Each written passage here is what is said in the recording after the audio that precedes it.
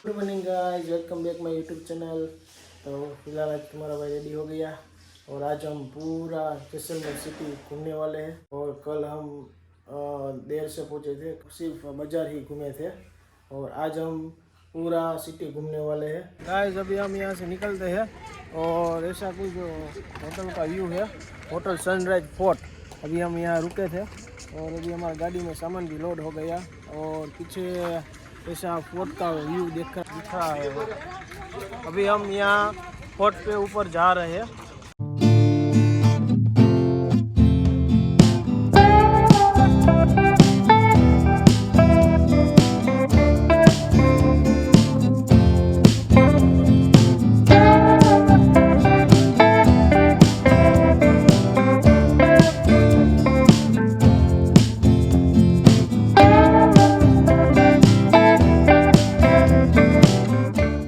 फिलहाल अभी हम मार्केट में आए थे और यहाँ सामने ही गढ़ है, तो फिलहाल चाय नाश्ता कर लेते हैं। इधर दौलत दाल के दाल पकवान बहुत फेमस है।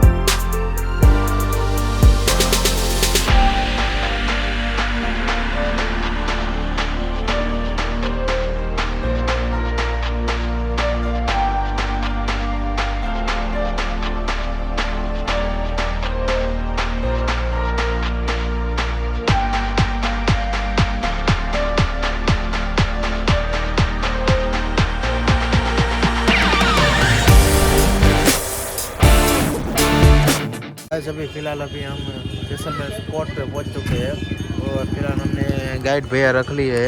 ये पूरी जानकारी देंगे किले के बारे में, क्या क्या फोर्ट में है देखने के लिए, ये सारी जानकारी देंगे। बताओ भैया। आप सभी को गुड मॉर्निंग। जैसलमेर फोर्ट में आपका हार्दिक स्वागत और अभिनंदन है। जैसलमेर फोर्ट को राजा जैसल ने 12 जुलाई 1156 को मेरू पहाड़ी पर बनाया था। मेरू बोलते हैं संस्कृत में, पर्वत को बोलते हैं। पहाड़ी का नाम मेरू था, राजा का नाम जैसल था, इसलिए जैसलमेर नाम पड़ गया। ये लिविंग फोर्ट है। राजस्थान में 2 लिविंग फोर्ट हैं, चित्तौड़गढ़, दूसरा जैसलमेर। इसके अंदर 5000 आबादी अभी भी रह रही है, राजा के वक्त भी रहती थी। मुख्यतः 2 कास्टें रहती हैं, राजपूत और ब्राह्मण। राजपूत लोग राजा की सेना में कार्य करते थे, ब्राह्मण लोग राजा के सलाहकार और पूजा पाठ का काम करते थे। इस फोर्ट के अंदर 4 गेट हैं। पहले गेट का नाम है अखेप्रोल, दूसरे गेट का नाम है सूरज प्रोल, तीसरे प्रोल का नाम है गणेश प्रोल, चौथे गेट का नाम है हवा प्रोल। इस फोर्ट की विशेषता है कि इसके अंदर सिर्फ सूखे पत्थरों से दीवारें चुनी गई हैं, इंटरलॉकिंग सिस्टम से बनाई गई। इसमें चूना, सीमेंट, गारा, पानी कुछ भी प्रयोग नहीं किया गया। इंटरलॉकिंग सिस्टम से पत्थर के ऊपर पत्थर जमा कर बनाया गया। दिखता है कि एक गेट से दूसरा गेट दिखता नहीं, दूसरे गेट से तीसरा गेट दिखता नहीं, तीसरे गेट से चौथा गेट भी नहीं दिखता है। वजह ये है कि पुराने वक्त पर जब भी दुश्मन अटैक करते थे तो घोड़ों और हाथियों से करते थे। घोड़ों और हाथियों का गोलाई में बैलेंस बिगड़ जाता है, इसलिए ज्ञान मिलकर एक गेट से दूसरे गेट को गोलाई में बनाया गया। इस फोर्ट की है कि वो गोल गोल पत्थर दिख रहे हैं आप। तो पुराने वक्त में जब भी दुश्मन अटैक करते थे तो यहाँ की सेना के द्वारा ऊपर से नीचे फेंके जाते थे। गोल गोल पत्थर के नीचे जो सुरंगें दिख रहे हो आप, वहाँ से गर्म पानी और गर्म तेल करके नीचे फेंका जाता है। अब चलते हैं अपने आगे। ये अपना दूसरा गेट आ गया, सूरज प्रोल नाम है इस गेट का। दूसरा गेट है सूरज प्रोल। ऊपर ये गेट के ऊपर जो डिजाइन की गई है उसको बोलते हैं तोरण। ये शुभ माना जाता है। जैसे वर की शादी हो रही है तो वर शादी के लिए गीत होता है, केसरिया बालम आओ नहीं पधारो हमारे देश।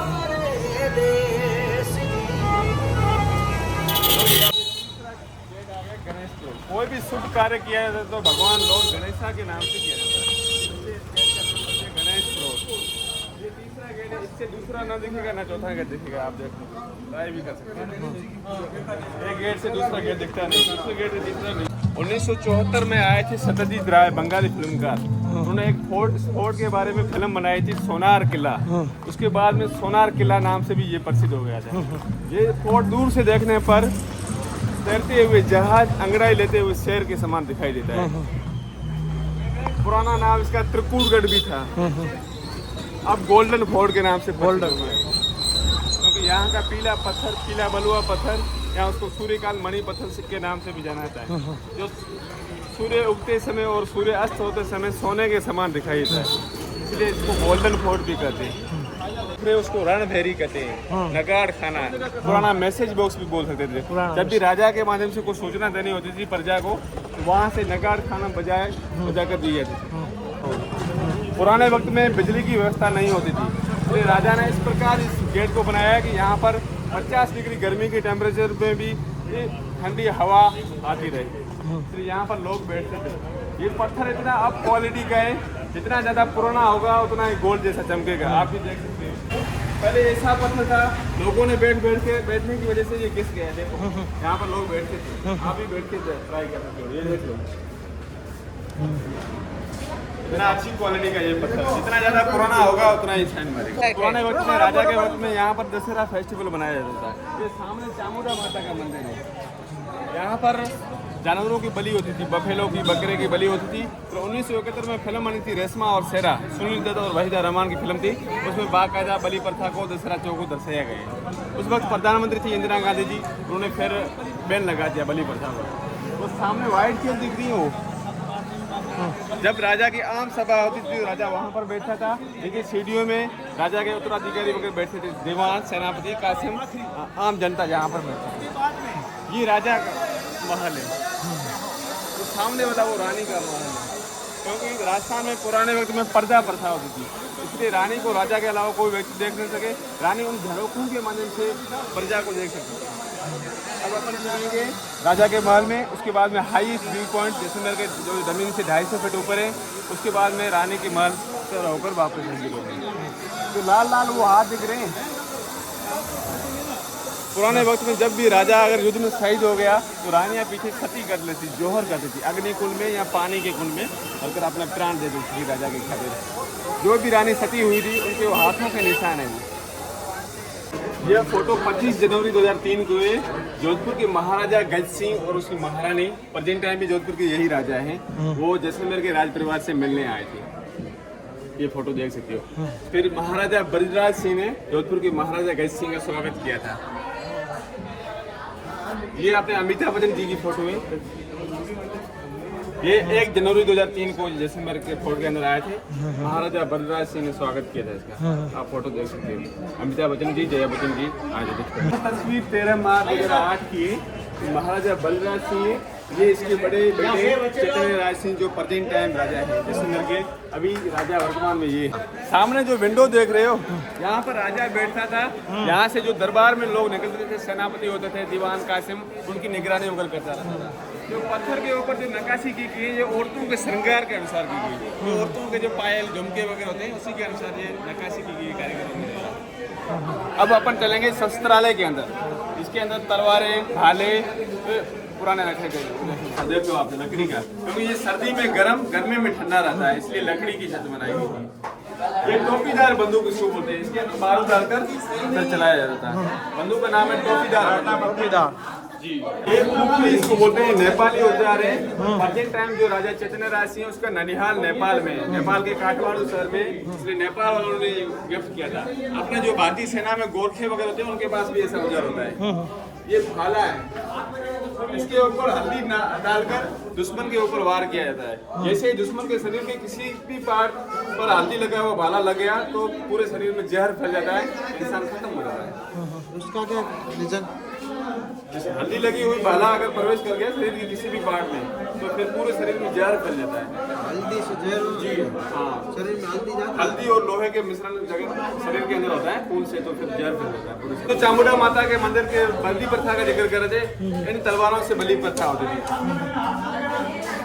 पेज में ये गुत्ती रखी हुई, ये तलवारें रखी हुई बलि प्रथा। आपने कहावत सुनी होगी कि दूसरे के कंधे पर रखकर बंदूक चलाना वो यहाँ पर साबित होती है। जैसे ऊंट पर चढ़कर दो व्यक्ति इस बंदूक को चलाते थे, पहले व्यक्ति के कंधे पर रखकर फिर दूसरा व्यक्ति पीछे से बंदूक चलाता था। वजह ये है कि ऊंट की गर्दन लंबी होती है, छोटा थोड़ा सा छोटा होता है, इसलिए सही बैलेंस बना रहे इसलिए दो व्यक्ति इस बंदूक को चला सकते हैं। बंदूक भी बड़ी लंबी है, मारक क्षमता भी बहुत होती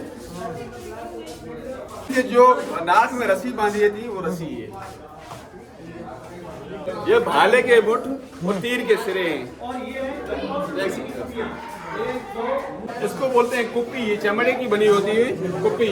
इसके अंदर बारूद डालकर जहाँ पर भी दुश्मन की सेना है उसके पास में जमीन में थोड़ा सा छुपा दिया जाता है। जैसे इसके ऊपर हाथी या ऊंट का पैर आता था तो ब्लास्ट हो जाता था। ये ढाल है छोटे राजकुमारों को बनाई जाती थी।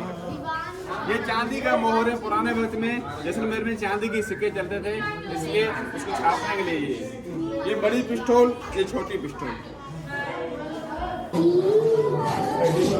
ये राजा का कक्ष है, उधर से अपन चलेंगे पूरा देखेंगे। सबसे श्रेष्ठ जगह जहाँ राजा सोता था, बैठता था। अपन जो जिक्र करते जो 250 किलो वजन वाले उसकी वो राजा की ड्रेस है। सालिवान से राजा का नाम था। ये राजा के चारपाई होती थी। चारपाई छोटी होने की 2 वजह थी कि राजा के घुटनों तक पैर नीचे ही रहते थे, इसके ऊपर नीचे, बाकी वाला धड़ चारपाई के ऊपर आता था। क्योंकि अगर राजा को अचानक कोई दुश्मन आ जाए तो राजा फुटी दिखाकर खड़े हो सके। दूसरी बात है कि राजा को अगर दुश्मन पैर बांध दे तो भी राजा घुटनों के बल खड़े हो सके। तीसरी वजह ये है कि ये चारपाई की हाइट छोटी है, क्योंकि इसके नीचे कोई दुश्मन छिप न सके। चांदी के बर्तन में खाना खाते थे राजा, क्योंकि ये बैक्टीरिया फ्री रहता है। दूसरी धारणा ये है कि चांदी के बर्तन में अगर खाने में जहर मिलाया हो तो खाने का कलर चेंज हो जाता है। वो सुराही है, उसमें ठंडा पानी रहता था, इसलिए सुराही में पानी पीता था राजा। ये टाइल लगी हुई जो व्हाइट है, ब्लू व्हाइट, ये अमेरिका से मंगाई है। उस वक्त जैसलमेर में जैन लोग बड़े व्यापारी थे। एशिया यूरोप में उनका व्यापार चलता था, सिल्वर का, गोल्ड का, अफीम का और इत्र का। इसलिए जैन लोगों ने राजा की ख्वाहिश पर अमेरिका से टाइल मंगाई गई थी। जो ये चेयर वगैरह देख रही है, टेबल, ये पूरी सिल्वर की बनी हुई है। एक टेबल पर शरबत होता था, एक पर पानी होता था। राजा का महल पूरा अपना घूम गया। हाई व्यू पॉइंट पर भी चले गए। अब रानी के महल के ये क्या रानी का वॉशरूम? जी वॉशरूम है। देखो पुराने वक्त में कितनी टेक्निक थी। पुराने वक्त में राजा लोग जहाँ पर होली खेलते थे, रानियाँ वहाँ से गुलाल फेंकती। हाँ, वहाँ से पानी वगैरह आता था बारिश का।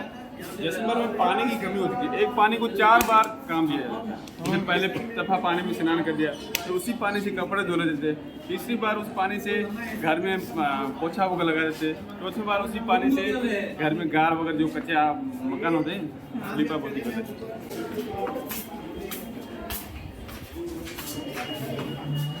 ये लकड़ी का घोड़ा है। जब छोटे राजकुमार होते थे उसको प्रैक्टिस के लिए पहले लकड़ी के घोड़े पर बैठाया जाता था ताकि उनका डर निकल जाए। फिर 11 साल का होने के बाद में उनको युद्ध क्षेत्र में छोड़ दिया जाता। जिसमें एक कहावत प्रसिद्ध थी कि घोड़ा के जे काठ का, पिंड के जे पाषाण, बख्तर के जे लोह का, तब देखो जैसान। लकड़ी का घोड़ा हो तो पानी पिए न चारा खाए, पिंड कीजिए पाषाण यानी पत्थर का शरीर हो, घोड़े के ऊपर सवार हो पत्थर का हो, जो भी पानी मांगे न खाना मांगे। बख्तर कीजिए लोग यानी लोहे के वस्त्र हो, तब जैसलमेर देख सकते हैं। ऐसी विकट परिस्थितियाँ थी पुराने वक्त में। पानी की, हरियाली की यहाँ पर कमी। अब तो काफ़ी डेवलपमेंट हो गया है। इंदिरा गांधी नहर भी आ गई है, ऑटो रिक्शा की वजह से काफ़ी डेवलपमेंट हो गया। ये महारानी कक्ष से, यहाँ पर महारानी बैठती थी। कभी कभार महाराजा भी आते थे, नहीं तो महारानी दासियों के साथ गेम खेलती थी, 64 फ्लाइंग कार्ड वगैरह। जब भी महारानी को अगर गर्मी वगैरह महसूस होती थी तो यहाँ पर बैठ जाती है। यहाँ से हवा और प्रकाश दोनों आते हैं। ये हमारे लोकल आर्ट है, जैसे साड़ी, चुन्नी वगैरह, वो सॉल जैसे मेरी ये प्रसिद्ध है यहाँ। उसके पिताजी से बलराज सिंह का राज तिलक हुआ था 13 मार्च 1982 को। 28 दिसंबर 2020 को कोरोना काल में 52 वर्ष की उम्र में इनकी डेथ हो गई। उसके बाद में 15 जनवरी 2021 को जैसलमेर के 44वें राजा, इसके बड़े बेटे चैतन्य राज सिंह भाटी का राज सिंहासन यहाँ पर हुआ था। लेकिन वास्तव में है इस फोर्ट का मैप है। यहाँ से अपने एंट्री की थी अखेब प्रोल, फिर सूरज प्रोल, फिर गणेश प्रोल, फिर हवा प्रोल। यहाँ ये चामुंडा माता का मंदिर है, ये बीच में ये दशहरा चौक है। फिर ऊपर अपने राजा के महल के ऊपर गए, फिर हाई स्पीड पर गए, अब रानी के महल के ऊपर आए गए। यहाँ से फिर नीचे एग्जिट हो गए। यहाँ पर राजपूत लोग रहते हैं, इधर ब्राह्मण लोग रहते हैं। ब्राह्मण लोग वेज होते हैं, राजपूत नॉन वेज, राजा मिक्स वेज। इसके अंदर जैसलमेर के पत्थर से मूर्तिकारों ने एक सिंगल पत्थर पर ही मूर्तियां बनाई गई है। इसमें सबसे महत्वपूर्ण मूर्ति भगवान राम की है।